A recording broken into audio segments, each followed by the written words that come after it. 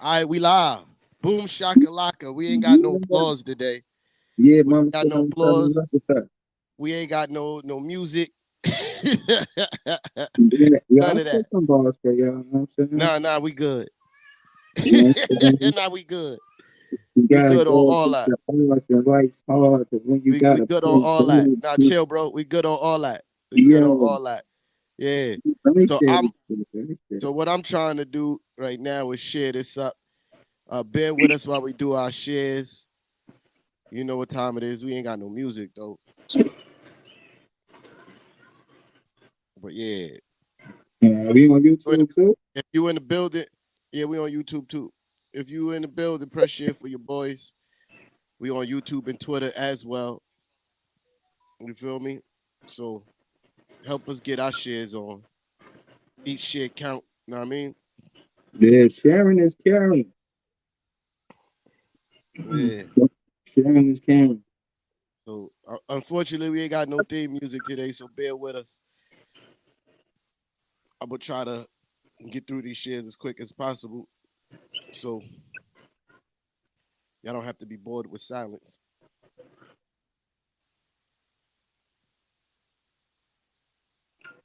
Mm, yeah.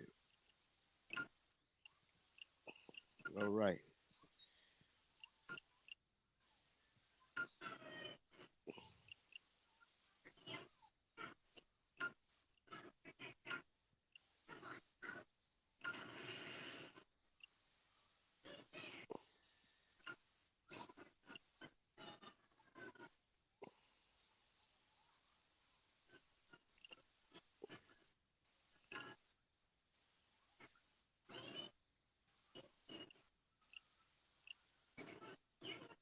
Yeah.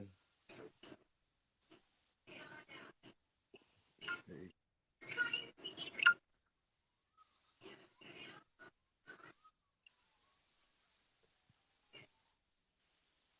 All right. Think I'm done. Yep, I'm done. I'm done. Let me know when you're ready, Big Fair Breezy. I'm ready. I get to Nice. all of this after the podcast. Yeah, shout out to everybody in the building already. JJ Jackson, Mama Rampage, Kumar, I see you. You Oh feel me? yeah. Shout, Shout to Mama Rampage. yeah, yeah, yeah. Share, please. Yeah, I mean, share, please. But yeah, we here. Who run the city? We remote again. Part of my background, I got a little pink castle behind me. You know what I mean, I'm a kid, man. Yeah, yeah, now I'm working on it, man. I've been getting roasted about my cereal boxes for months now. You know what I'm saying? Now I stand by my cereal boxes. I like what I like, and if anything, y'all should take recommendations about cereal when it comes to cereal. You know what I mean? So shout out At to least you Cereal got Brand. Want to At least sponsor you you got for your stickers. You feel me? At least you got your stickers on your fridge, man. Yeah, I just this came in the mail. I was waiting, hoping it came, but right before the podcast, like, yo, oh my god, that shit is like, you ever seen Pulp Fiction? You open a suitcase. Yeah, That's when I seen this, I was like, yo, this all I need right here, man. I was happy. yeah. I mean, so you already know what it is. Who run the city? How you want to start this week, man? Oh man, we could start however, man. Like, listen, I look at it like from last week to this week. I said we would go 4-0. We played 3 games. We 2-1. You know, so and we 5-5 in our last 10. You know what I'm saying? So Yeah, yeah. that's what it is, man. What about y'all, man? How y'all doing over there, man? We 6-4. I mean, excuse me, 4-6 in our last 10. We had a rough week. I think we lost all the games this week. You I know, want to know all about it because it did look rough from my perspective. You know what I'm saying? French fry phone, yeah. I don't see why you defend him. Trade him. Just trade him. I mean, he's been playing well as of late, except for the last game. You feel me?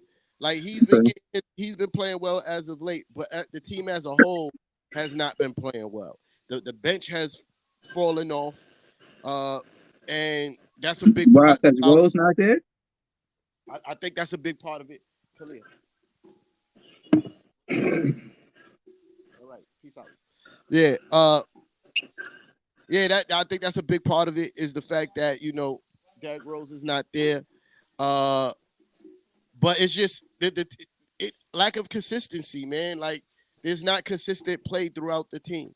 You feel me? You'll have a few good games of RJ, playing really well, and then you'll have another couple games where he's inconsistent.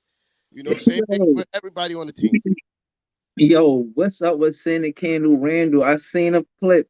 Mrs. Nick, she had posted. It was how Evan was trying to calm Randall down. He's like, "Yo, get off me, man! If I slap you, you know what I'm saying?"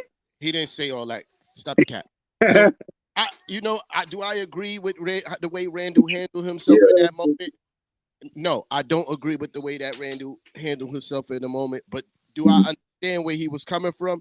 Absolutely. Literally, the play that just pursued, he got clotheslined by the defender, and it was no call, and he wasn't receiving calls all game. You feel me? So I get where his frustration and anger is coming from, especially with the fact that he's not playing well. You add that on to the fact that he was getting beat up that game, and it wasn't giving him no calls, and he literally got clotheslined at that play, kind of send him over the edge. I'm not saying that he was right for the way he reacted. I definitely think he should have handled that in a better way. But I understand where he's coming from in that respect. And also I was crucial of Randall in my last Nixon ish, live. He How has to so? be he has to be better, man. Yeah, He yeah, has to be better. You feel me? yeah. If you the leader of the team, you can't really be getting in your emotions like that, bro. Like Word. it is what it Melt, is. You got to be better. You feel me? That's it. And word. and, and the part that bothers me the most about Julius Don't Randle, melt. Don't melt like a candle. yeah, Randall. yeah, chill out, bro. Yeah, so the part that bothers me most about Randall is the fact that you know he's a tank trying to drive like a Ferrari. It don't make sense, right?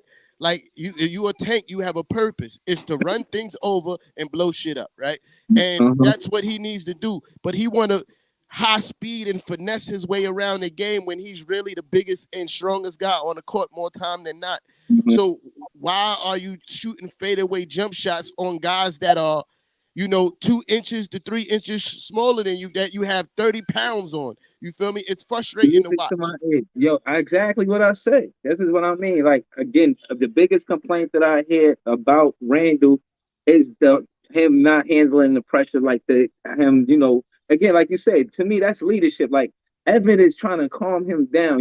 I'm making the most of it, but obviously because I'm a troll, right? But from my perspective, he's trying to calm him down, like, yo, chill, bro. You know what I'm saying? And Evan, he he new to the team. You know what I'm saying? So for him, like for Randall to kind of shun him away like that, it's like, you know what I mean? Like Again, leadership wise, it could put him in an awkward again, I locker room think situation. I think that that is being made too much of because it's been many times that we watch players in the NBA when they're heated in a situation, whether it's with the refs or other players, they push their teammates off of them when they're trying Mhm, to make a point. You feel me? mhm, Do I think again? I don't think mhm. Randall was right in the way that he acted in that moment. You feel Yeah, me? I think he should have handled himself a whole lot better. Uh, and but also I'm not gonna blow it up like pause that he did something completely outrageous in that moment when his temper was flared. We see this all the time in the NBA when players are trying to get calmed down by their teammates and they Kalia pick up the guitars. What are you doing? That's making too much noise, baby. Thank you. Uh Uh, so like I was saying, yeah, we see that all the time. So I'm not gonna make a big deal about that situation with Evan. What I will make a big deal about is the fact that Julius Randle came out to have continuing to complain to the refs. definitely. Right, you caught a tech going into the half, and the first Talk thing you about do it. when you come out of the locker room is walk over to the refs to complain. That already shows me that you was taken out of the game by the refs coming into the second half. Hmm. You're not ready to play. If the Yeah, first thing that you're gonna do when you get on the floor, instead of taking it out on the opposing team, you're gonna hmm, take it out, or you're gonna come out and complain to the refs, that's not a exactly. good look. That's That's the not a Senate that's not Candle a good look. Randall stuff I'll be talking about. All right. So look, what I'm saying is far as the magnitude of the situation. Randall is the leader of the Knicks, if that's the understanding, right? So if that's the case, a lot of the criticism is going to be on him when it comes to win-loss situations. And I feel like because the team is losing, he's getting looked at. But when you look at his numbers, it be like, yo, bro, come on. Like the last game, I think what they produced 10 points between Evan and Randall. Yeah. And that's more looked at on Randall than Evan, because you kind of not like expect Evan to do whatever, like be that good. But you always kind of from last season, I'm looking at it like from last season, I expected Randall to keep that same energy. And case in point is I feel like there's a quarrel there, and I'll say it because this, and then I want to hear your side. I feel like when I looked at the stats, right? I just looked at it before I pulled up, and it showed that pretty much y'all didn't win on the trying to get more offense. Right now, points per game, y'all in the 27th, and assists per game, y'all in 29th. So the whole point again, Evan and Kimber added these new pieces around Randall and the bunch is to add offense. And for y'all to be 27th in points per game and 29th in assists per game, I could see where the frustrate why you know what I'm saying that candle wax getting hot. You And know what I'm saying? You don't want them to melt. I think it's a mixture of things. You feel me? As when you're a leader of the team, of course you get most of the blame, if not all of the blame, right? That's what I'm saying. Heavy lies the crown, right? So whatever when it's going good, when it's going good, you're gonna get all the praise, right? It ain't And the king when of the city crown. and when you lose, you're gonna get all the criticism, right? And that's what's happening with Julius Randle. But I think it's a mixture of things. I also think you have to start taking a look at coaching philosophy. Because last game, I blame a lot of that Mm-hmm. on Coach Tommy T as well. So Why that's it. Oh why man. why did we shoot 38 3-pointers and we only made 9? Like like we we was killing them on the boards. Tell me more. We was killing them on the boards. We had 38 points in the paint. They had 46. But my point is, if we could have did better, like in points in the paint, if we just attacked the basket. How are you the coach and seeing your team continuously struggle from the 3-point line, and you Uh-huh. not, telling them to go to the basket? Exactly. When you Exactly. have the type of finishers like R.J. Barrett, Julius Randle, Evan can even finish at the rim. You feel me? Mm-hmm. And Mitch has been playing out of his mind as of late. You feel me? Right. Mitch Mitch I seen that he was playing good basketball. Mitch had 17 points and 15 rebounds last night. No, okay, to So add to and that. and hold Okay. on, hold on, hold on. And Okay. the game before, well, he only had 8 and 6, but the game before that, he had 19 and another double double. You feel me? Mm-hmm. Like, why are we not feeding him more when he's rolling to the basket? One, why are Uh-huh. we not attacking the basket more often? Two, Uh-huh. yo, you even went and Kemba Walker's back, and we all know Kemba Walker is a pretty good finisher. You feel What? me? He's a pretty good finisher. And he's been a frustrating part too on his comeback is the fact that the sole purpose that you on this team is for your offense. Right. Why are you not uh why are you not being aggressive and attacking? You feel me? Mm-hmm. You're You not going walking the walk. you going Walking the walk. he's going back to what he did when when he first got here before he got benched. Like he's playing like that instead of playing like how he was playing when he came back from being benched. Mm-hmm. You feel me? And Damn. it's even to the point where RJ Barrett said in a post game interview that we need to attack the basket more. Right. You feel me? Like if the players know it, and that's all he's the only one that consistently been attacking the basket. Yes, Khalil. Right. All right. All right. Okay. Yeah, he's the only one that Oh consistently my God. attacking the basket, right? And his numbers been showing it.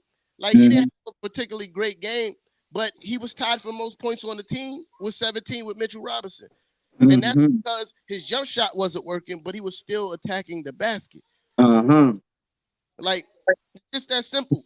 The 2 points the 4 points that Julius Randle scored came from him attacking the basket, but most of the game he was shooting fadeaways and 3-point shots. It don't make sense.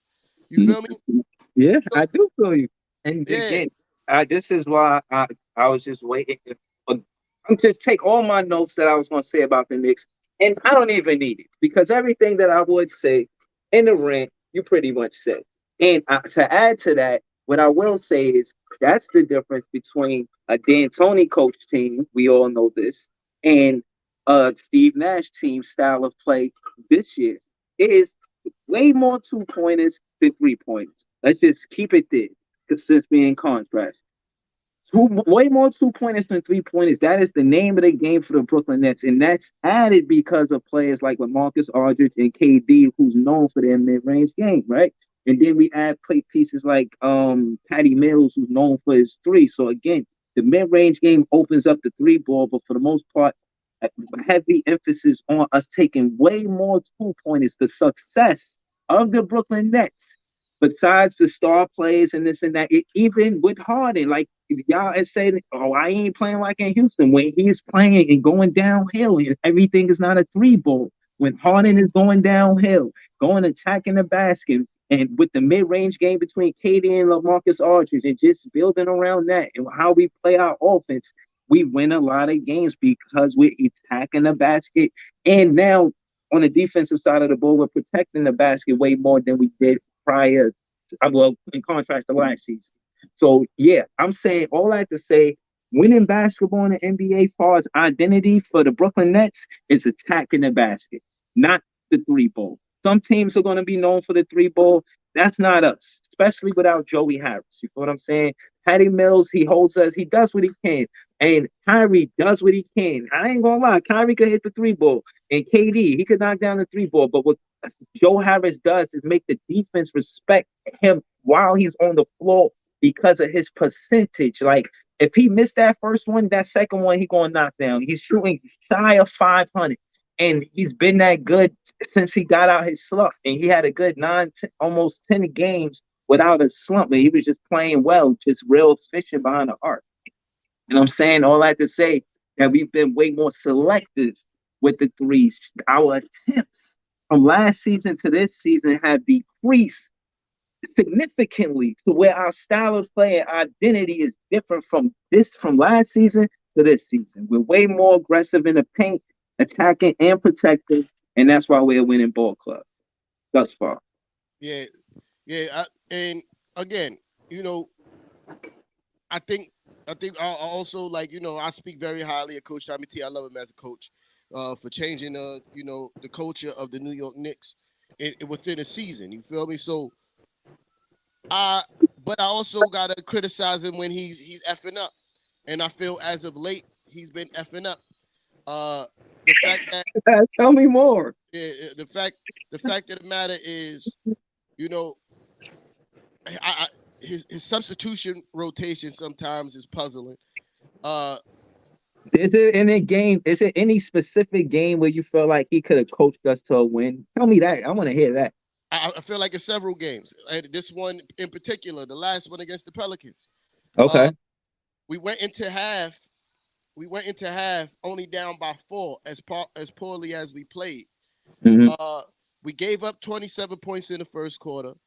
We held them to 19 in the second. We Mm-hmm. only scored 17 in the first quarter. We scored 25 in the second. Right, so we're in the game. We Mm-hmm. have the momentum. Now we come out into the third, and we have a history this season of being a slow starting third team, the starting unit, right? Yeah, I heard because So, of that game too. Just so you know, I had a so, parlay on it and I lost because of the Knicks. so, so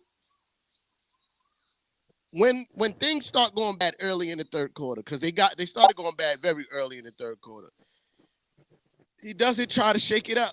He doesn't change from what he normally does in the third, which is play the starters down to like the 4 minute mark. Mm-hmm. By this point, we already down by 20 now. Right, right. You have to put some energy into the game. You can't keep on depending on your bench to try to bring you back into the game, which we did.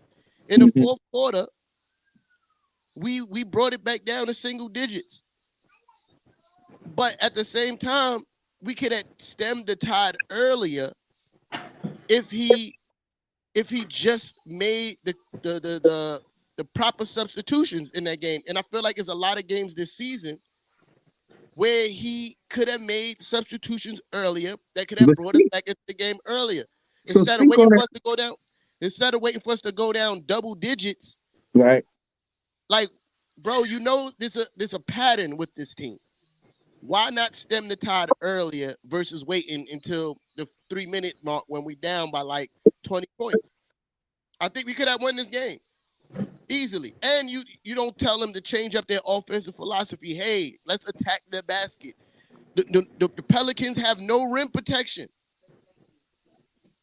Yo, listen, I'll be honest. I heard Tommy T in an interview, and that was the reason why I was slow to throw you apart the other day. Um, Right, man.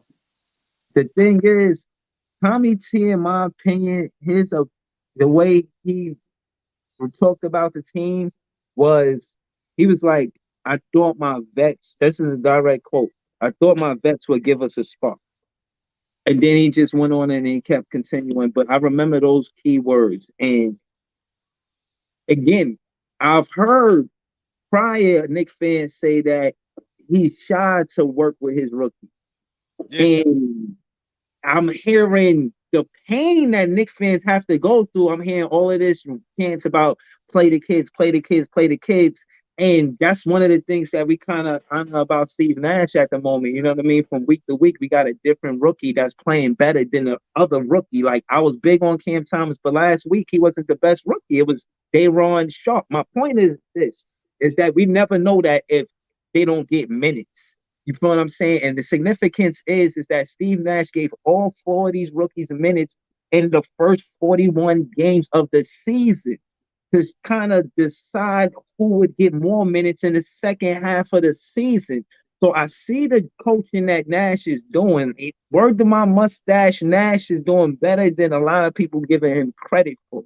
So I would just like to say that I like that we know Dayron Sharp brings something to the team that we didn't have, and that's interior offense. He can attack the paint. He can, again, emphasis on we wouldn't know if Nash didn't put him in the game. You feel what I'm saying? The significance of the rookies getting time is for the veterans to be on the floor 100%. You can't expect veterans to be at 100% if they don't never get no rest. You got to, you know what I'm saying? But Like, the reason why your rookies are getting so much minutes is because there's somebody always out on your veteran core. You feel me? Like that's kind of a fact. You feel me? Like, yeah, but well, because I won't before, argue that, but they ready. yeah, They ready. Those rookies are ready. They rookies, though. Listen, Cam Thomas, I feel like if they try to develop him, they should do it to more of a point guard, not a shooter.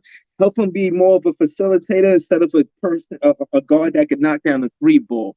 Ron Sharp, I feel like they working with him. Just kind of let him keep developing the way he's developing. He's developing fast. He's the last one to get minutes out of the rookies and the fastest one to develop from game to game.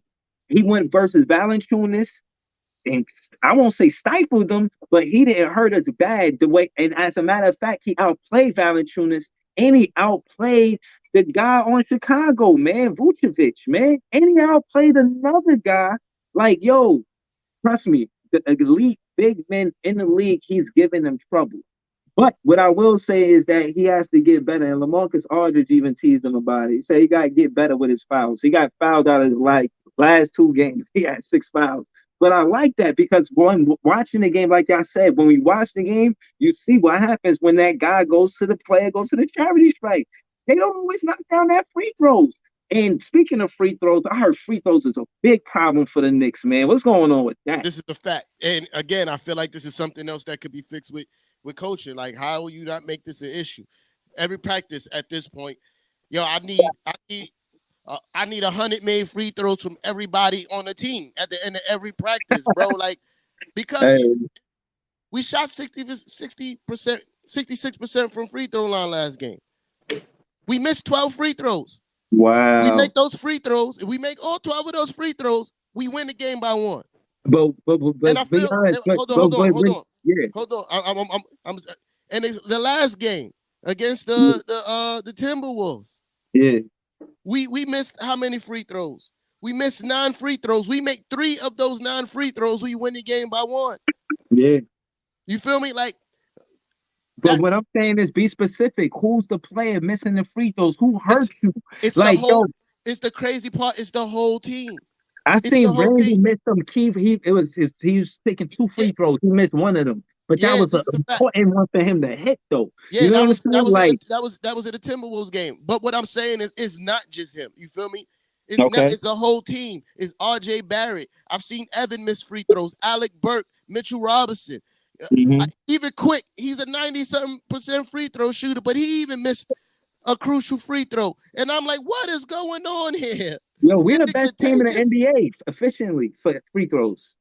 Free throws, But not attempts, but free throw efficiently. Yes, it's but us. I I I, heard the stat.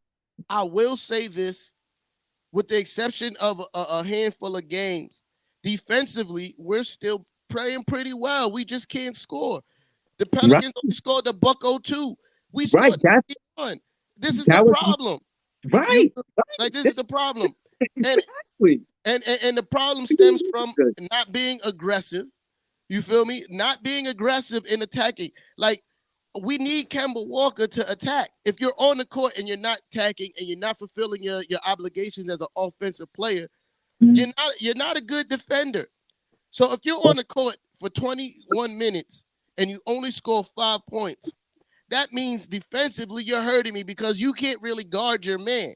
You feel me? Like, your 21 minutes on the court is in essence useless if you only score 5 points, because it's not like you're going to do a great job defensively. We know you can't do that. That wasn't going to be the case for you with signing you, right? Yeah, So why not be aggressive and do what we brought you here for, man. which was score, score, score the basketball, bro.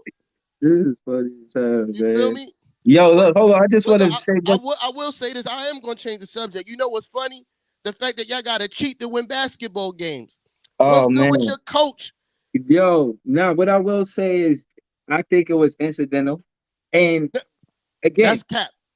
I don't know what happened, but what I will say is this: good karma, karma is karma, and the Wizards had a wide open look at the last shot of the game, and they missed. So my thing is, even if it wasn't incidental, I won't argue and debate it. I'm saying it's not. You say it was. I won't argue. Whatever, right?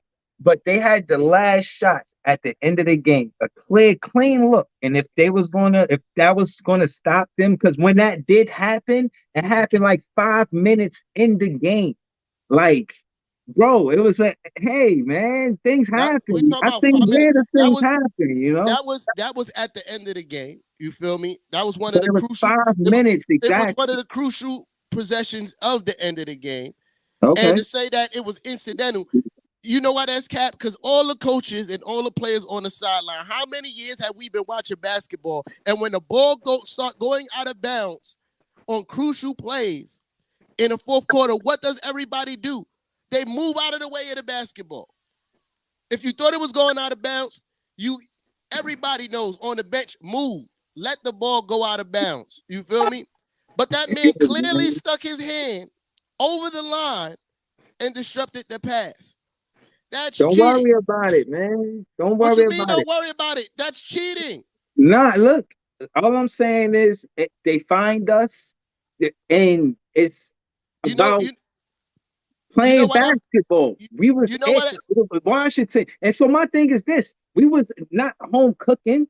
That's a Washington game. And to my knowledge, Kuzma pressed the referee to review it.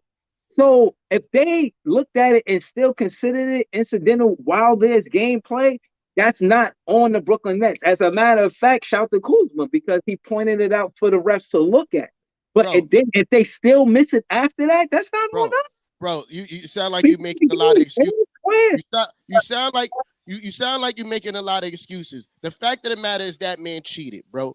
You feel me? Everything that happened after that is in it doesn't matter after that. You feel me? It doesn't matter Nah, who I missed do. the It was 5 minutes in the game. it don't Like it matter. still could have went It either way. don't That's fair it to don't say. matter.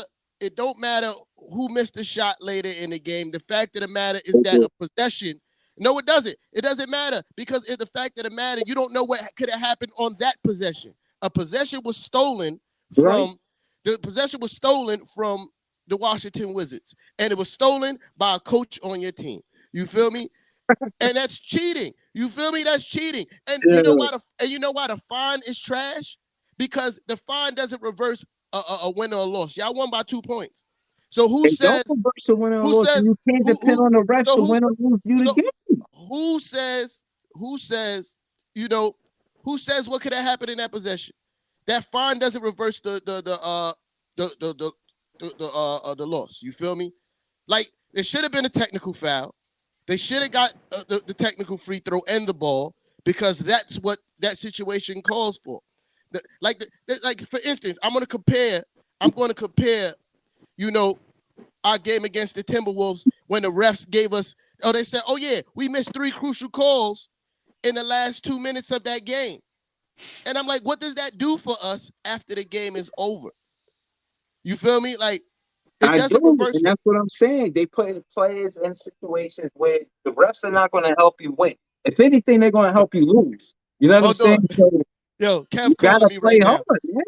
You you Gotta know, play you know, you know Kev calling me. You know what he calling me for. So let me let me put Kev on right now. What's good, man? What's good, bro? You see this nonsense, bro? How one day,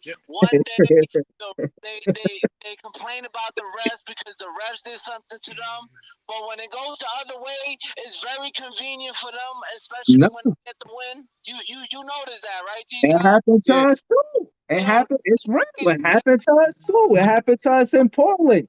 They could have easily looked at it and said, "Yo, we only add reason more 6 seconds is to the win because shot it. clock and the That's game the clock." only They could have why. did that. They didn't do that. Yo, If not, they'd be nailed on the bench just like everybody else would be. bro. And on top of that, they missed a call Like, for it to even be the Portland Trailblazers ball anyway. We look, it happens to the best of the teams. It don't just happen to the Knicks or uh, just the Yo. Brooklyn Nets. Go It ahead, Kev. happens to a Go lot ahead. of different what you players. saying?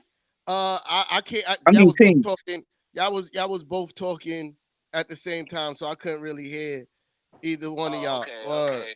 So But yeah, yeah, man, it's just funny to me how when the refs go against him, it's a big problem. They make me think about it, right? But when it does it, it's okay. bro, that man clearly touched the basketball. That's cheating, bro. Of course, bro. Of course, and it cost them. It cost them that possession. But they don't. But they don't see it that way because it worked out for them. You know Exactly. what I No, mean? So, I didn't say that. I so seen what happened. I'm saying that the refs missed it, and it's nothing just that like the Brooklyn Nets did. when the You Yes. know refs what It, I'm it, saying? wait, in hold that on. game It against is Brooklyn Nets, absolutely something that the Brooklyn Nets did. The it Brooklyn is Nets coach touched the basketball. It's exactly. absolutely something that the Brooklyn Nets did. Exactly. They cost the Wizards the game. Nah, that cost one Like, play and sit at here, five they'll minutes left in the sit game, about it, decides the game. See, but y'all like, would say that because in but clutch I situations, y'all lose I after don't know 5 minutes. because We of the refs win, y'all lose. attack. They'll forget it. Yo, that's hilarious though. Yo, It Kev, is, bro. but Yo, you be easy, bro. I All appreciate you, Brody. right, man. All right, Mhm. man. Yeah. Look. Yo, Angelo said That's you what be you hold capping, on. Cash. Yo, that's what you know you a VIP who run the city supporter. You feel me? Because he called my personal phone. Mhm, I don't allow that. You feel me? But mhm. Kev got it. You feel me?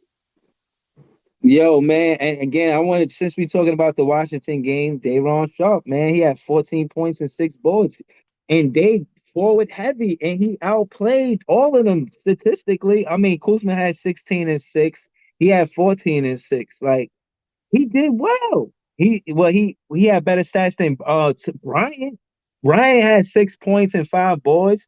Huchimara, he had. I mean, Hachimara, he had You called that 14 man and 4. Hoochie Mara, bro? That's violation, son.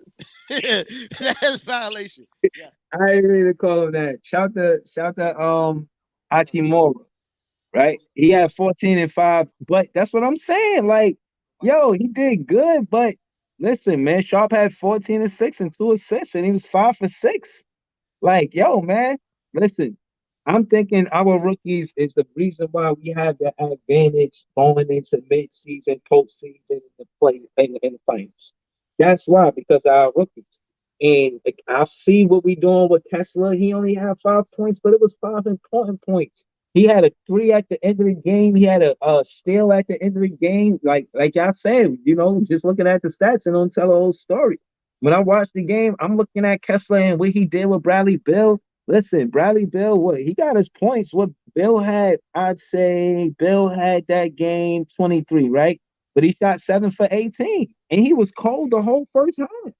You feel what I'm saying? Well, He beat us in Bill the third quarter, but it wasn't enough to you know what I Bill mean? hasn't really been playing well Destroy shit. as of late. Well, Bill's been struggling as of late. You feel me? He's been struggling as of late. So I wasn't surprised to see him not have a good game against y'all. yeah. I know the Spurs want to have a good game against us tonight. You know what I'm saying? We beat them in the overtime game last week. You know what I mean? So we go out there. That was at the Barclays. So we go out there tonight. And, Murray, he's a bad man. I think if we play Boston now, put Brown and DJ or Kessler Edwards, even put him on Dante Murray, we slowed him down early. But I want to say statistically, just being watching basketball, the team that jumps out first be the team that wins most time. Like, yes, the team that has to come back and you can win it still, but the percentage is not 500 or better. The Yeah, yeah. team I is, agree with you. I agree with that 100%. yeah, bro. If getting to a fast start is definitely important, or Yeah, at least stay in competitive range, right? If you exactly. if you go down double digits early, more times than not, you're going to lose the game. You feel me? Right. But I do want to jump back on a subject. Pause. Uh, about the refs. Just talk about as a whole because you had your point when you had complaints about the refs. The Knicks obviously have complaints about the refs, especially after the Timberwolf game. Last 2 minutes, you say you missed 3 calls, and 2 of them were in the last minute of the game. You feel me? One was a steal by R.J. Barrett where he got pushed for a foul, which ended up being a no call. But anyway, uh, do you think there should be some kind of penalty for the refs for fumbling the bag like this on a consistent basis? Because it's all around the NBA now. The refs in the NBA have been doing a horrible job this year. Like all around the NBA. So do you think when these last 2 minute reports or whenever they review the games, do you think there should be some kind of penalty for referees for effing up the games? Yeah, because I think every job gets penalized when they don't perform at elite level. Like you could watch, and I mainly know this from like playoff games, whether any sport. The referee is known, like, even boxing. Like boxing is known for like famous referees. You know what I'm saying? They know how Bill's to call a name. game. It's always fair, always clean. You want that. You want that in boxing. You want that in any sport. So yeah, I think that even give them accolades to show you that it worked both ways. When you're the best referee, you made the cleanest calls, you called the tightest games, and you made the best calls in your games. I think they should be acknowledged for that. But like you said, on the flip side, yeah, it'd be nice because then it gives them more of a Incentive. professional professional look at it as well too. Because I feel like players, they're already passionate because it's heated. You understand? They got a horse in the race, for lack of better words. Yeah. They definitely passionate and playing and talking shit. Referees not talking shit to each other because they referee, they officiate in the same game. Like they together. Like this isn't the Milwaukee referees and the Brooklyn referees. You know what I'm saying? Yeah. It's not like that. It's like when you there, you just got one set of referees, and that's the referees for that home game. What I'm Yeah. saying, so they're all on the same side. So and it being more than one referee, like they got a referee for the floor, like then Yeah. they got referee behind the Three. back, like Yeah. you know what It's I'm three saying? referees each NBA game. Three. I would On like to court. see them get it right, and if they to in conclusion, I would like to see them get it right, and if they did get it right for the most part, I would like to see them acknowledged for it, and if they don't, you know what I mean, let them be on Shaq and the Fool or some shit like, you know Yeah. what I'm I saying? I don't know. I I didn't even think about a rewards part. You feel me? I like that idea too. You feel me? Like you definitely put a new perspective on that for me. But I definitely Yeah, believe yeah. that Sponsor us, man. We be coming up with good ideas, man. Sponsor us, yeah, man. I'm we saying, what's up, we man? we definitely need a penalty for missing crucial, especially crucial because let's be perfectly honest. These guys' job is not easy. They're calling plays as it happened on a minute by minute, by a millisecond basis, bro. Like Mhm. these guys are moving at extremely fast paces. There's 10 guys that you're monitoring on the court with 3 people. You feel me? So I'm aware that their job is difficult, but you're also a professional at your job. You're the highest level of basketball referee. You go through stages. You go from like street games to coaching, like you know, Mhm. PAL, maybe even what's the basketball thing that all the stars go through? Uh, What? uh, when they're younger, they play. Everybody playing this shit when they're younger, Oh, the like McDonald's stars. game? Nah, not the McDonald's. I'm talking about like going across country as a youngster playing each other. What is it called? I'm drawing a blank. Man, me too. I don't know what Yeah, but exactly. anyway, y'all probably know what I'm talking about. But then you go, Right. that's another stage of refereeing. Then you go to college. Then you Mhm. feel me? And then you go to like the minor leagues, which is the D League. And then Yeah. you go to so you're the best, supposed to be the best of the perfection. Hey, Right. thank you. I gotta acknowledge somebody who just helped me. Kev Vega, thank you. AIU. You feel me? Yeah. Okay, AIU. Okay. Yeah. So that's another so boom. That's So okay. you got you the best in your profession, supposedly.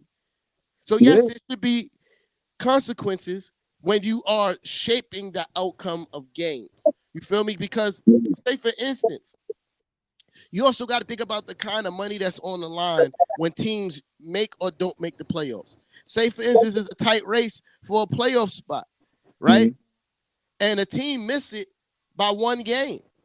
Mm-hmm. But there's a game on their loss record where there was questionable calls that cost them the game. The referee effectively cost that organization millions of dollars. You Yeah, feel but me? Like, I feel like I do, but when you're in a win now ball club, you're upset that you're in a situation where you missed the playoffs because of the referee. You kind of yeah, want to be up. You don't want to be in a play-in tournament situation. No disrespect, like the Knicks, you know what I'm saying, or something like that. You want to put yourself in a situation where you're winning basketball games convincingly. You even spoke on that yeah, earlier. that's a You fact. were saying like, "Yo, you want to whoop teams." And I'm not gonna lie, I'm gonna keep it real with you. As a fan, I'll be wanting to whoop teams because my heart can't take it no more. You know, sometimes as a Brooklyn Nets fan, it's like, yo, just like how we let them back in the game. We had them the entire game, the tempo, the momentum for the first 3 quarters, the 4 quarters. There's no time that they had to lead, and if they did, it was minute time, amount of time. But case in point is, nah, nah, you don't want to be in a 1 point game situation like the Wizards. That's what happened. Like we had to lead the entire game by 10. That's like Bradley Bill. He was cold. So they would go to him on offense to try to cut into the lead, but he was cold. And I contribute some of that to Kessler. I get at the Kess. Shout out to Kess. He played great defense. You know what I'm saying? And I'm saying that to say you want to the clutch games is good, yeah, but sometimes I feel like when you clicking on all cylinders and everything is efficient, you're going to whoop teams. You're going to beat them by 10 plus. You feel me? That's to me a convincing win. Like we did right. You know what I mean? Forget how Yeah, bad they did. We won because we did good, and that's what I want to win. That's how I want to win. I don't want to feel like we won because of the refs or luck. I want to let them know like we an elite team. That's why us beating Chicago is important. You know what I'm saying? To kind of say like, yo, we could play with the big boys. You know what I mean? You yeah. want to play with the big boys? Pause. Pause. Yo, But that was pause. crazy. You want to play But with the what? no, no, Hey, I'm just saying yo, the elite team. Pardon. pause. I apologize. Pause. You Joey, want to I play with apologize. the I what? definitely put a dollar in the pause bucket. That was crazy, bro. But yeah, that was crazy. I apologize. But us being elite teams is important. And, us, we all go through injuries. Lonzo Ball, they say he's going to miss 6 to 8 weeks. All played with through an injury. And this, as a young player, it's not smart for him to play through this injury. I'm No. pretty sure his dad advised him, don't play through this injury. So, case in point is it's unfortunate that he won't play with the Chicago Bulls and missed this time because of the injury. But looking at it as a fan, statistically, I think they drop in the rankings not having Lonzo Ball, but that this everything he brings to the Bulls. You know what I'm I saying? think So I think they could survive without Lonzo better than they can without Zach. You feel me? I think they without Zach too. yeah, missing Zach Levine is hurting them more than anything. Okay. Wait, Yeah. I'm So when I looked at them, they definitely looked like they was on a losing streak. watch your phone. Yeah, yeah. They on a losing streak right now. No, they won their last game actually. Cause Zach not playing, bro. You feel me? But they 5-5 in their last 10. And I think Zach he been out. I forgot how long he been out. I'm gonna check that too. It's right now the top four teams got 28 wins, man. The Heat got 29, but they in second behind the Bulls. We in third, tied with the Heat, and they up because they beat us in the game already. So that's a Yeah, division game they got us by. But we beat the Bucks beat us, but we got them up. We're in because third they got instead of more fourth. losses. They got more losses Right. than They y'all. got 19. Right. They played three more games. We still Yeah, making up. And we make one of those games up next week when we play LA and then we got a back to back with Denver. Like, these are tough games to win. Like, I'm yep. not making excuses. Yeah, they NBA professionals, but when you gotta play the Lakers and then you gotta play Denver, like that's not easy. You know what I'm One saying? Like, 1 through 6 in the East right now is a 2 game difference. You feel right. me? That's crazy. You feel I me? know, no, and I contribute this to the play-in tournament. I feel like since the play-in tournament started, it made a more competitive NBA, and I like it, bro. I'm gonna keep uh, it real with you. I like the play-in tournament and what it brings to the NBA. Real. yeah, I contribute to the moves that was made in the offseason. You feel me? And last season. That's why I told you go sit down. Now you hurt yourself. That's why you need to go sit down. You don't want to listen. That's why you hurt yourself. Yeah, yeah, I contributed to the fact of some of the moves that was made in the offseason. You feel me? That move with Chicago. The Heat was good last year, so they stayed pretty much put. The Bucks won the championship. You feel me? I think that the addition of Jared Allen and Larry Marketing last year. You feel me? You, That you, that for you that could debate that's probably the best off-season moves with Chicago. Like, because yo, I was watching the and us, Cavaliers game, and I didn't know what's the dude name from the Cavs. I'm drawing a blank on his name. Garland. I didn't yeah, know he was gonna be this good. yeah. No, I know I he was. remember because I I knew he remember was. going into the draft the year that we drafted RJ. Right before the draft, the Knicks decided to work Garland out, and I was upset. You feel me? Like, oh hell no, why y'all working out Garland? I want RJ Barrett, and I'm still happy we got RJ Barrett. But I was like, why the hell y'all working this kid out? I guess they knew something Mhm. about this kid because he can ball, bro. Yeah. Yeah, He I can know. ball. And I'll be honest, I didn't know he was that good until Sexton got hurt because I knew that combination was good. And I felt like they were that good because they played side by side.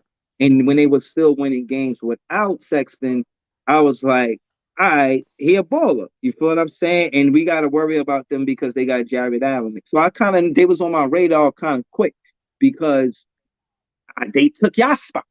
Where Yo, I thought y'all would be, I think that's where they are. And I think that's why the NBA is interesting as well, because nobody expected Cleveland to play this well. But we knew that they you know would be good. Just part of the Angelo Blue, man. Hold on, let me see what Angelo. Yep. part of the reason why I think Cleveland is good is because Sexton got hurt. They better The podcast. defensively without him. Yeah. You can put him on. Pause. Hold on. Yo, shout out to Angelo. He called up. Go ahead, Angelo.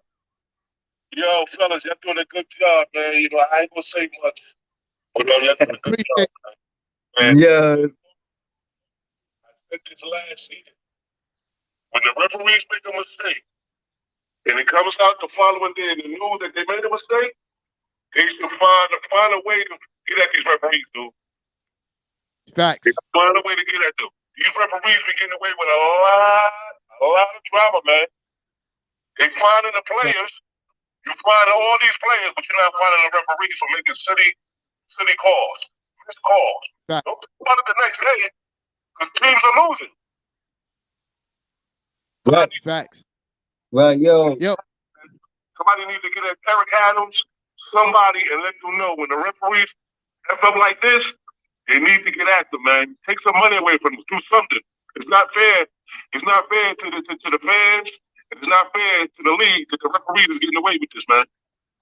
I agree. Good work, fellas. All right, thanks. That's letting them Appreciate know. you. Angelo, always letting them know. You heard? That's how it Yo, go.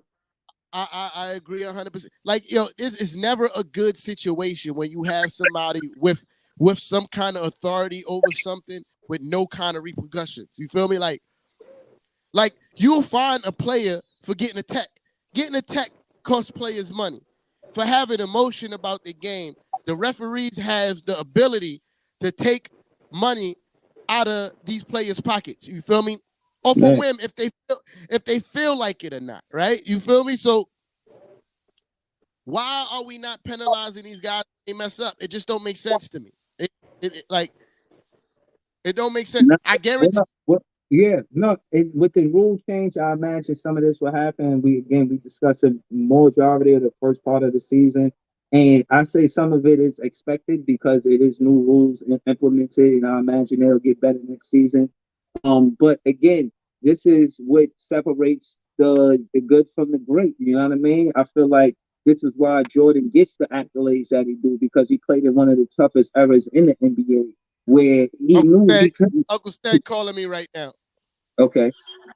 Yo, you on Brooklyn. Boo. Tread lightly. Tread lightly. Yeah. No, I hang up. It's all good. Listen, man. I'm just going to speak a couple of facts, and then I'm going to breeze. You know what I'm saying? What up, Breezy? Yo, listen. Good, man. All around the league have been horrible this year. I've been seeing it in every game. The rule changes. I don't know what the hell the rest is doing. They've been fucking up a lot for a whole bunch of teams. So we just going to X them out. Yeah. But I just want to address the New York Knicks now. Brooklyn, we in a delicate time with KD being out. You know what I'm saying? Cats going to have to step up and do their thing. You know what I mean? Yeah, we see some of that. About this before. The problem with playing for the New York Knicks is that the pressure is too great for these players, man. They're not this city. Look at Julius Randle. In 1 year, he went from the city's hero to giving them the thumb down. You can't. The city has no patience. It's like talk that shit, son. But we've been waiting. I'm 3 years old. I was 3 years old. They won a chip, and every couple years we have this energy where this is what they gonna do. They gonna do. This our year. This our year, and you get excited, and then they do the same thing. Cat can't play in this that they built for it because the pressure is crazy. You have a 3-game streak. You coming home to get booed. They've been getting booed crazy guard lately. Like 3 games at home. The home crowd been booing them cats. And if you ain't that kind of pressure, you can't play here. You know what I'm saying? Yeah. And the fan base in Brooklyn, it does not compare with the Brooklyn Nets fan base. So the pressure is not great yet. It's not as that not great for the Brooklyn Nets player as it is for New York. This franchise been here since the beginning of the league, and they haven't delivered shit in 48 years. The pressure here is great. And if they don't find cats that could deal with the pressure and play ball, they ain't never going to be shit. And that's all I got to say. I love y'all niggas, man. I love you too. I love you too, Seth. Yo, bravo. Great call. Yeah. Yeah, word. He was speaking facts, you feel me? And great call. there's been a lot, and he's right. You know, the pressure here is crazy to play for the Knicks, right? The pressure is crazy. So pause, because that's a crazy statement. But anyway, but there's been a lot of Knicks fans that's been calling for RJ for the Knicks to build around RJ. And the reason why, you feel me? It's for Mm-hmm. two reasons. Yeah. It's because his potential and the fact that he's so even killed and he can handle that kind of pressure because Yeah. he doesn't get too high, he doesn't get too low on himself. Yeah. You feel me?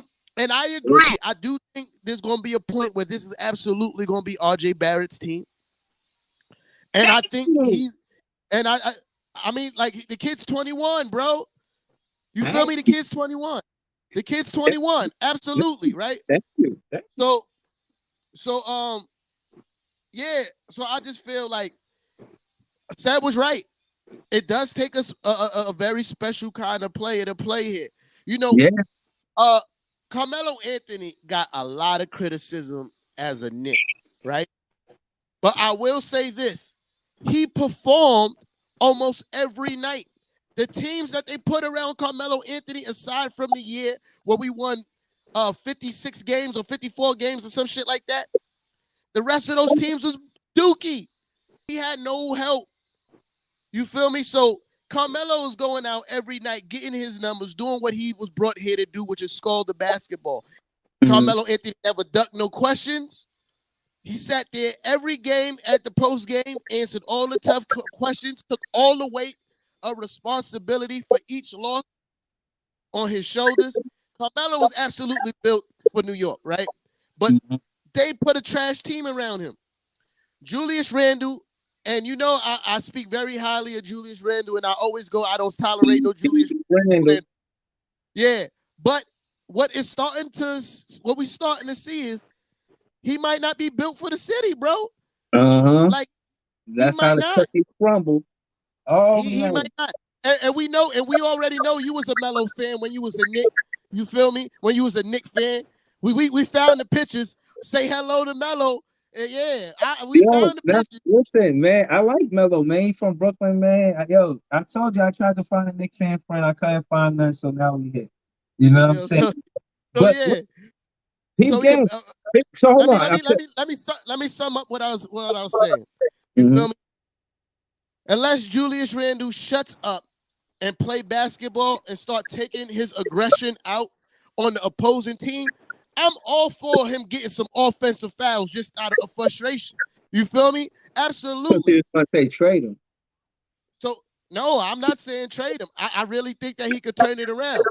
But what I'm saying is his actions of late is showing that, hey, bro, you looking real sensitive, fam. You feel me? You looking real sensitive. Mm-hmm. Now, what I want to see is you start getting those calls. Do what Shaq used to do. Shaq stopped complaining about foul calls, and he hurt whoever was defending him. I mean, like, not hurt in an injury way, but hurt him to the point that they didn't want to guard him no more. You feel me?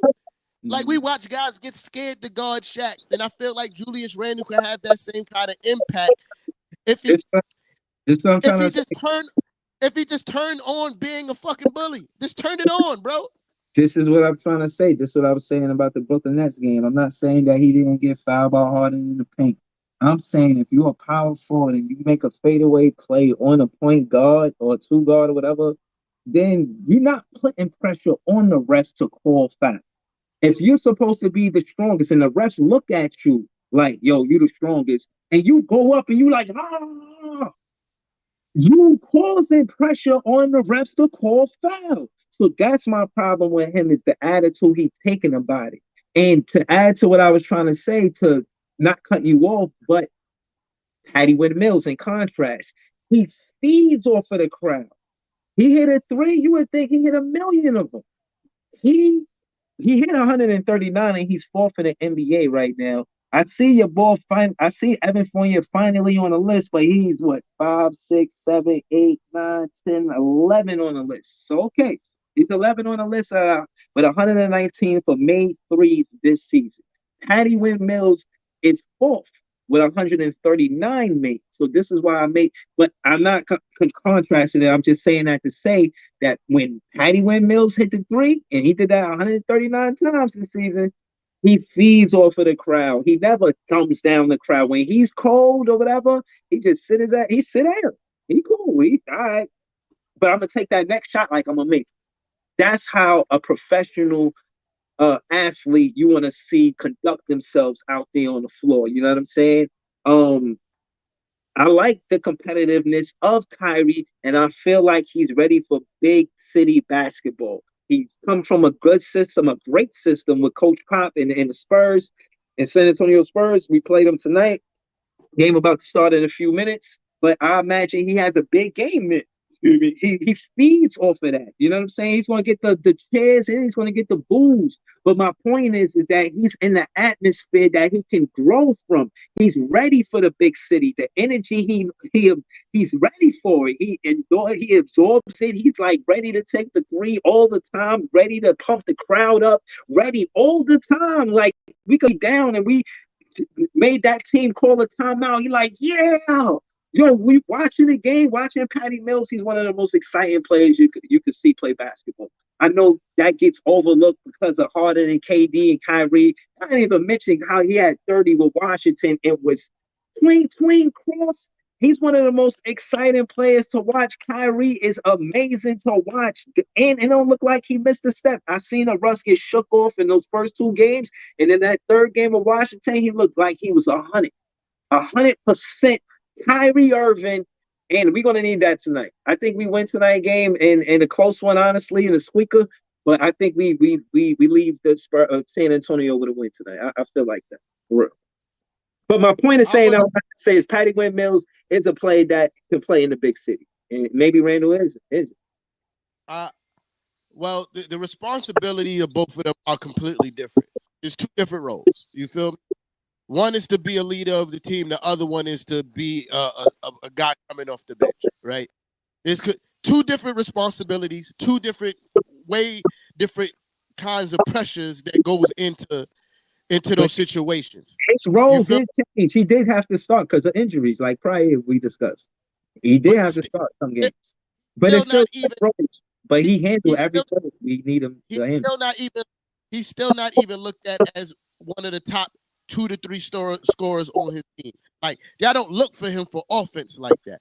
Like he's Yeah, when you look at he do, if you look at him as far as the best players on your team, he's not the top, not even the top 3. You bro. feel me? But the But so point is my that point is this because I'm getting diverted from my point, right? The responsibilities are different between both of them. You feel me?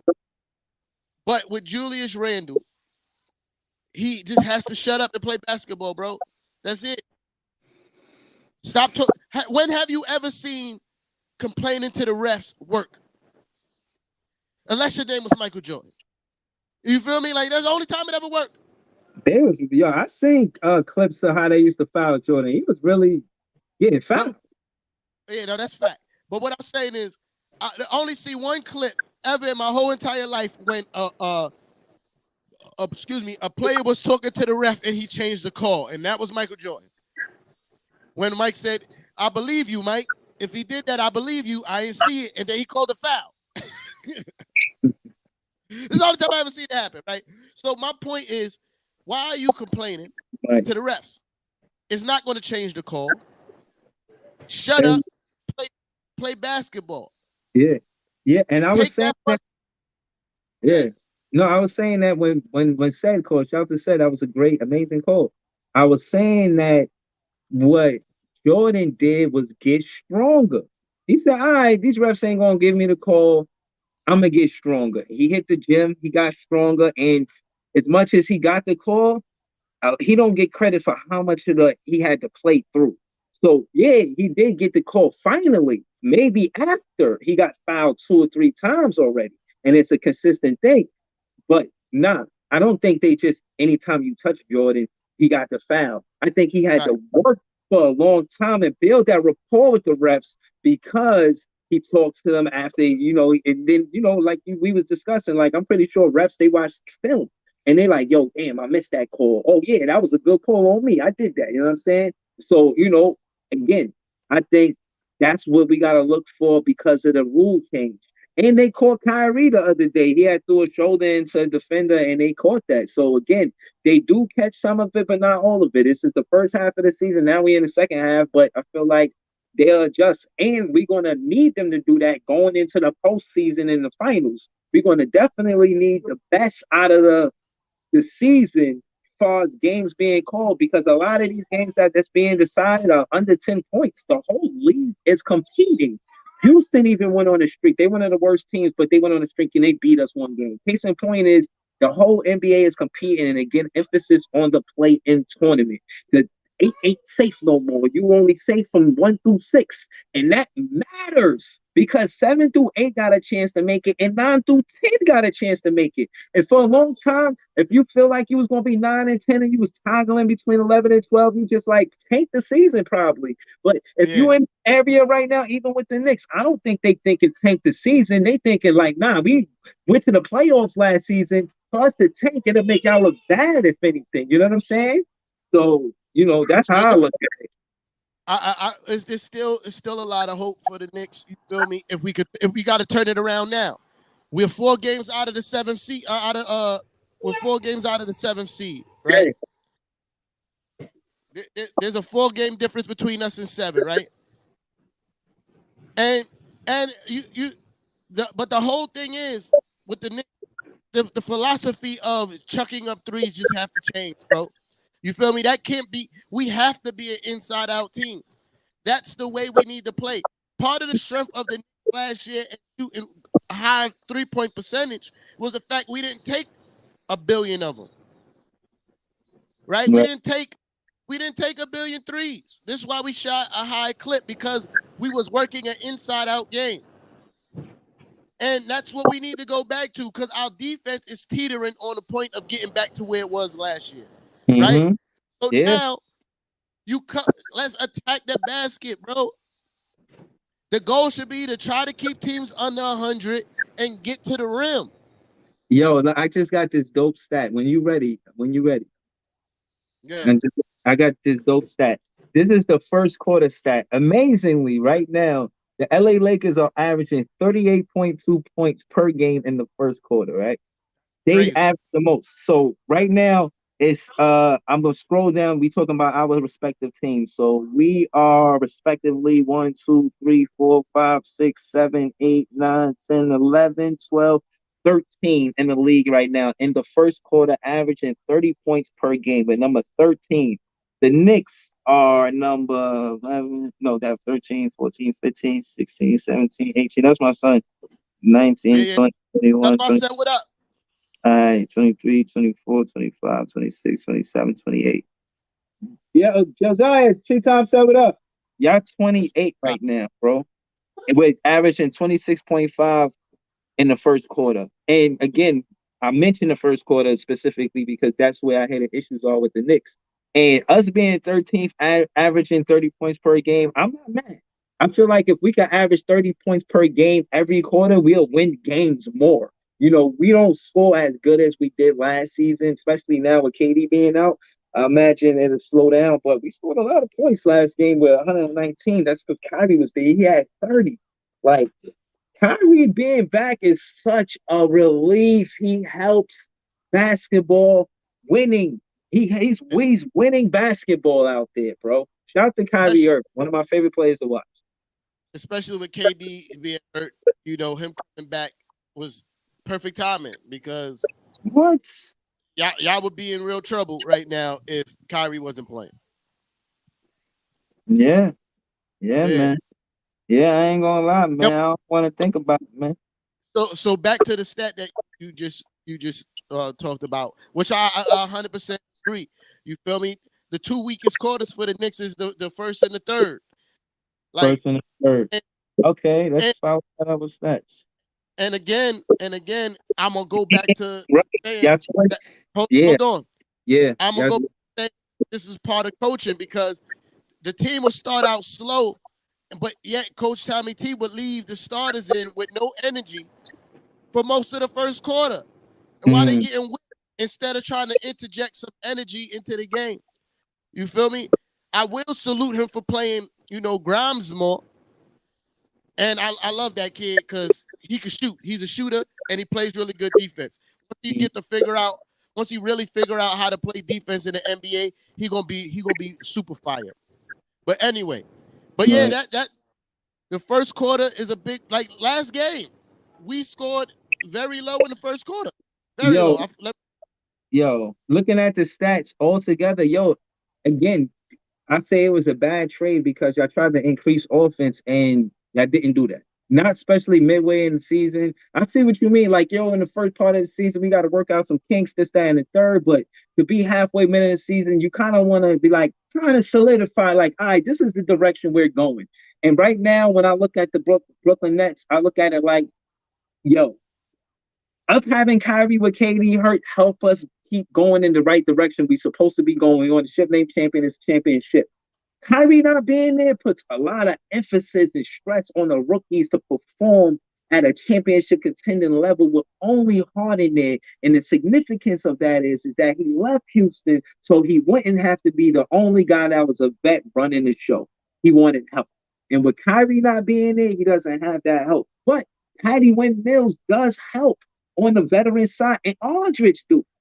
Yo, Patty Wynn Mills and Aldridge be having good games, and they part of our winning too. You know, Patty Wynn Mills shot 5 for 7 for three last game. Aldridge had 27 points last game. And again, the significance is they help the chemistry, them being new pieces on the team for real, because they played on three basketball teams together, this thing being the third one. You feel what I mean? So, we got lucky, but well, not lucky. I imagine that was done on purpose, making them like having them on the same team for chemistry and cohesiveness. You know what I'm saying? So Yep. offensively, I feel like y'all made a bad trade with Evan and Kemba because the production offensively that y'all were looking for, y'all don't get. And I So, see so problems. Yeah, and it's good for I, us. in theory, it was the right decision, right? I just think that Kemba needs to be. The way it works is that they expected Kemba to be aggressive, right? Yeah. And and we didn't trade for Kemba. We signed him for almost no money, right? So I'm not. That's why I'm not mad. That's why I said it was a low risk, high reward situation. If he played, if he played to the way that we thought he could play, that's the high reward. The low risk was the fact that he only cost us $9 million a year. So we didn't. That's why I said we don't really lose much in the Kemba situation, right? Yeah, dude. Because Kemba is playing to his salary right now. Like he's not playing to the player that we thought he was going to be coming here. He's playing to the money that we paid him. So that's what I'm saying. We don't lose much with Kemba, but Evan is a little bit different. Even though Evan is playing better as of late, it's still a lot of inconsistency, right? Mhm. The game before he scored 27 points. The game before that he scored in the single digits again. The game before that he scored 18 points. You feel me? Like Oh my he's god. playing better. It's just a lot of inconsistency and Yeah. lack of a lack of aggression. The Knicks win games when we attack the basket. That's just facts. When But Evan is when but what Evan is when Evan is mixing up his offense between shooting the three, mhm, making mid-range jump shots, and getting to the paint and making that floater that he likes so much now, mhm, that's when he scores 20 plus. mhm, When he's not aggressive, like the rest of the team, only relying on his three-point shot, mhm. that's where he scores his single digits. Yeah. Yeah. No, I really feel like like you saying in my words, I'm saying in other words, know your assignment.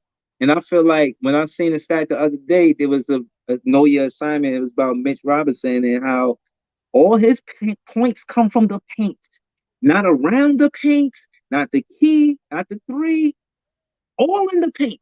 So my thing is that's knowing your assignment. You know what you're there for. You're doing what you're supposed to do.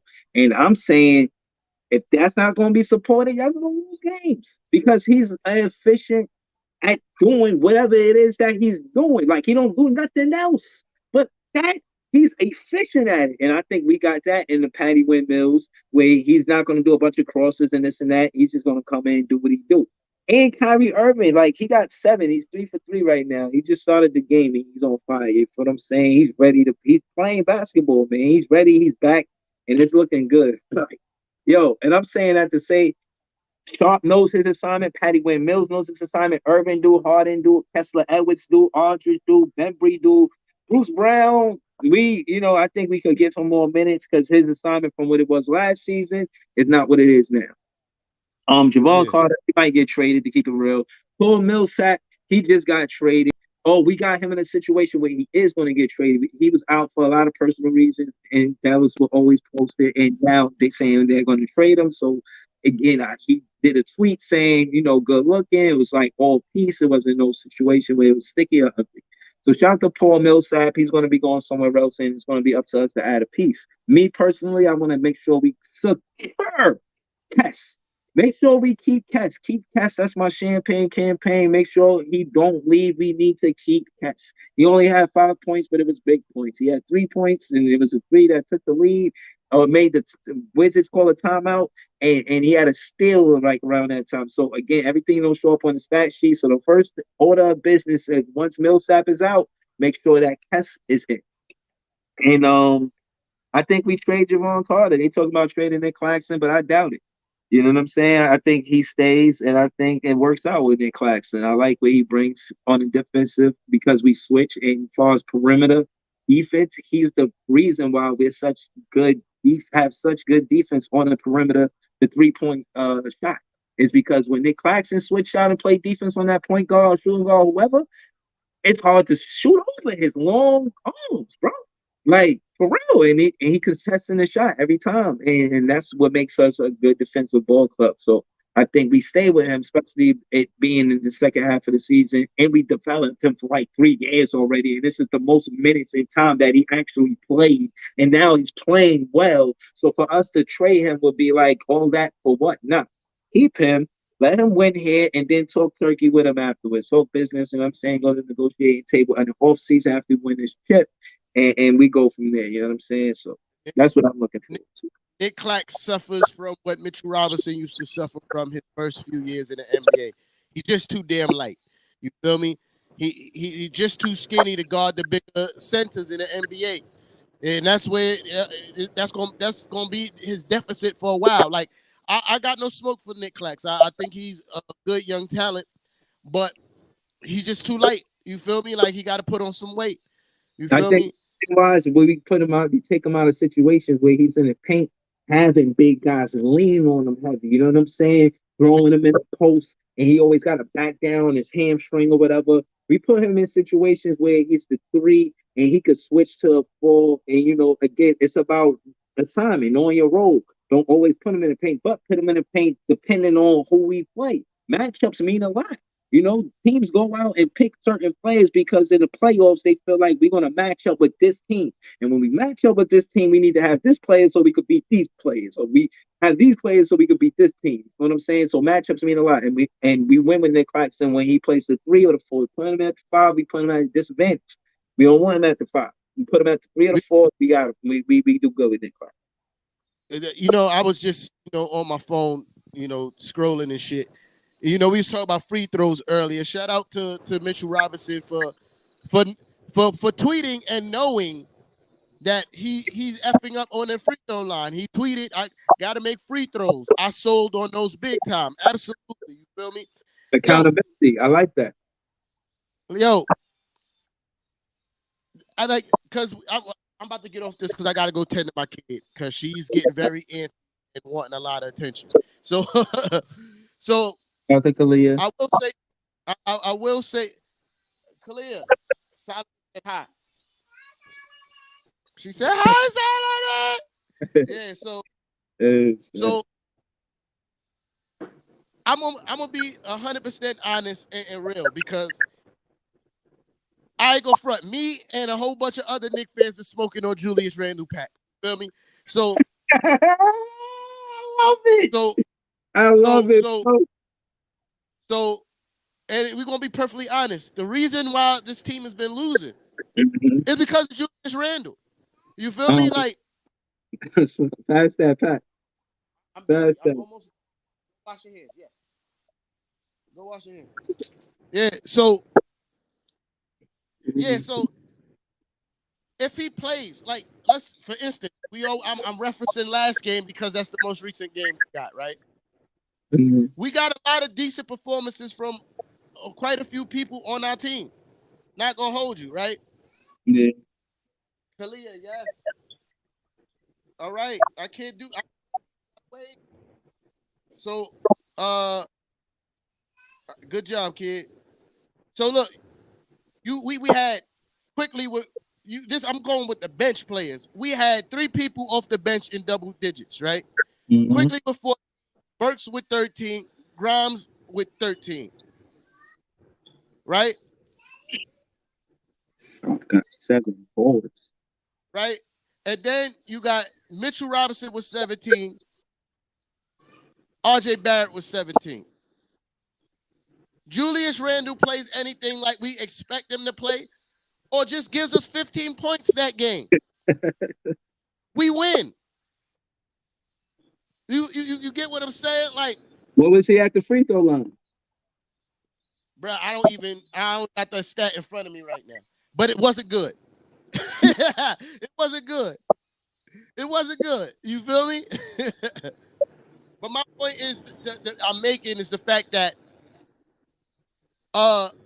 if he plays to any kind of level that we expect him to, we win some of these games. Mm-hmm. If if you're scoring 18 points to 22 points, we win a lot of these games because the supporting cast is starting to step up and do what they're supposed to do as a supporting cast. Yeah. Right? You Yeah. got like I said, you got RJ Barrett with 17. You got It's Randall right here. go put that shit down, man. So you got 1, Can't- 2, 3, 4, 5. You got 5 members of supporting cast in double digits. Man. You expect to win these games, especially when you hold the Pelicans to only 102 points. Right. That's around the threshold where you want to keep teams when you're trying to win games. Right. But if your star only gives you 4 points, bruh. He's not the king of New York, bro. He's not. He is not, bro. Not playing like that, bro. Yeah. What was that?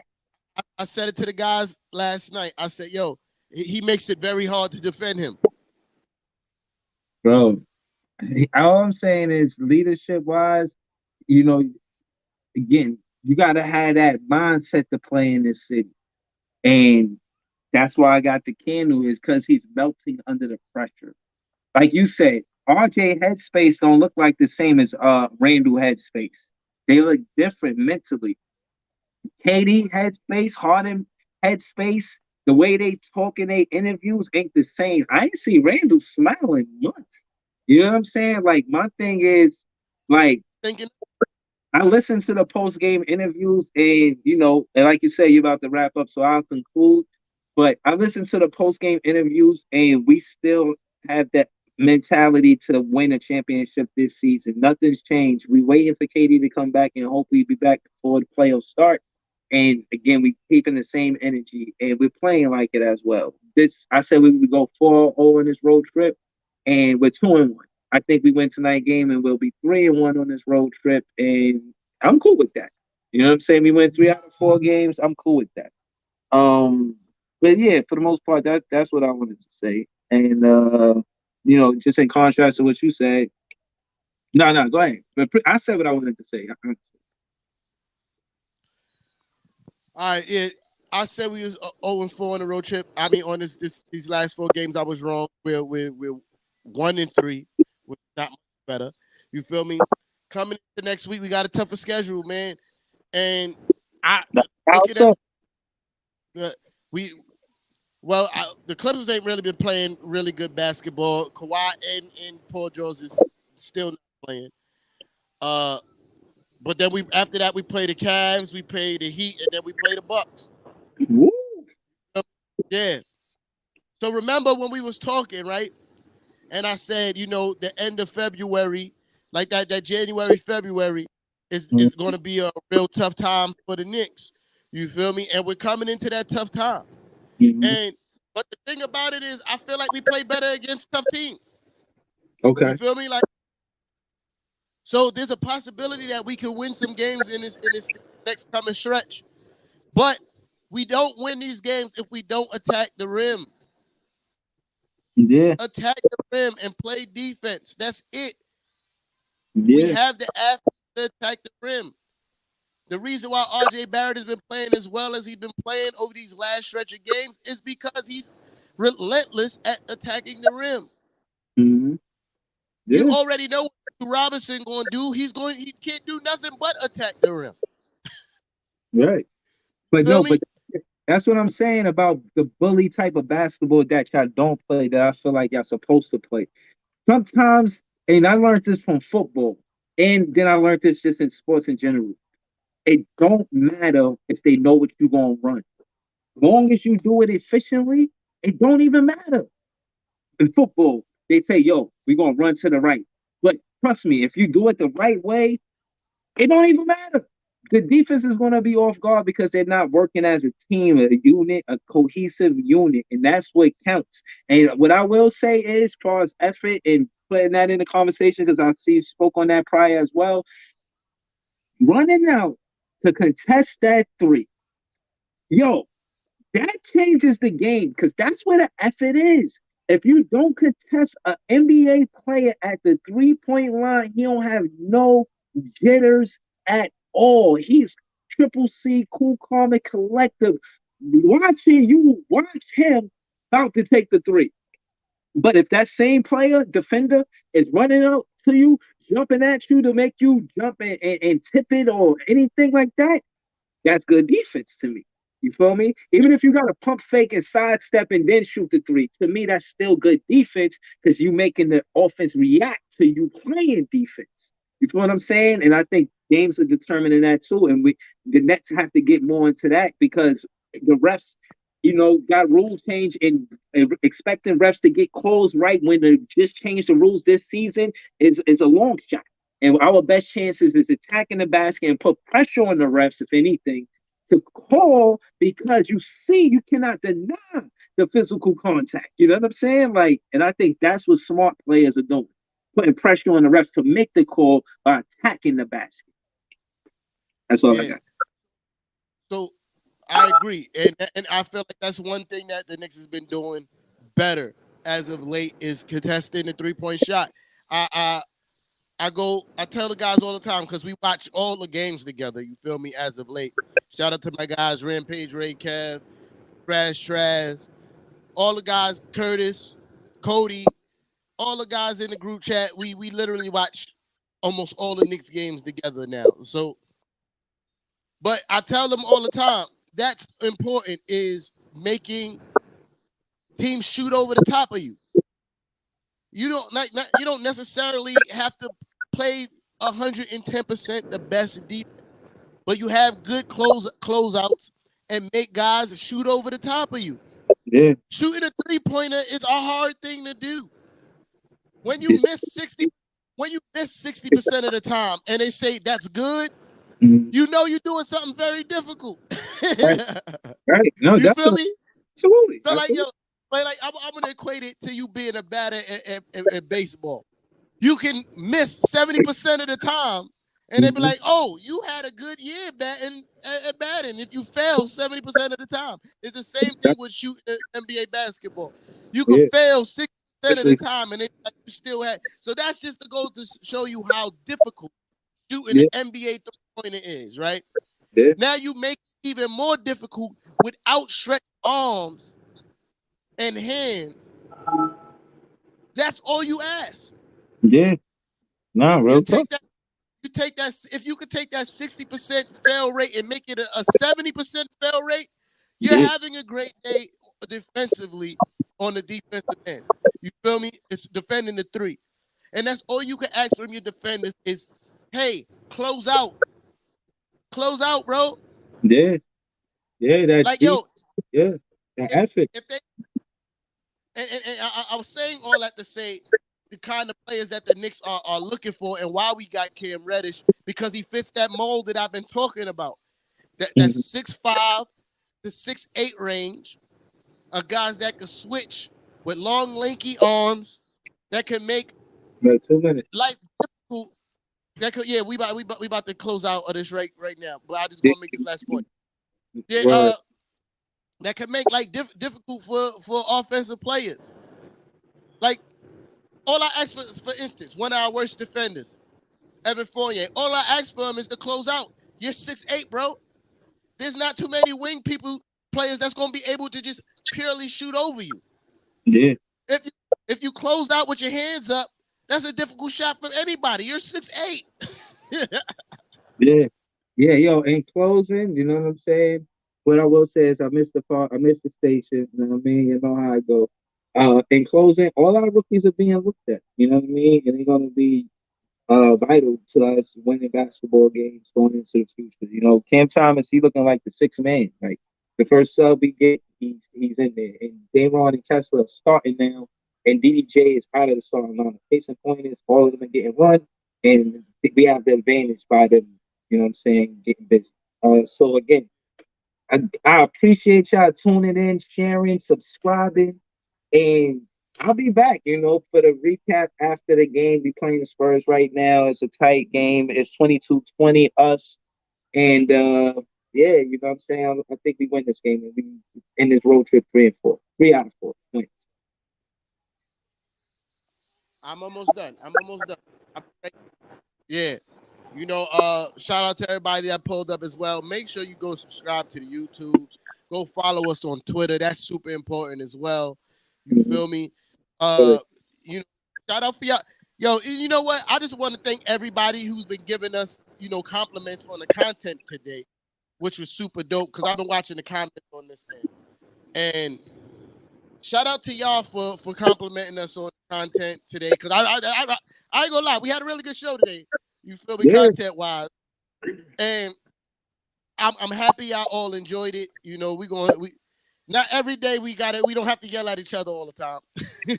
Yeah. I'm looking forward to the game. I know it's coming soon, so I'm focused on that. It's the 16th of February to be exact.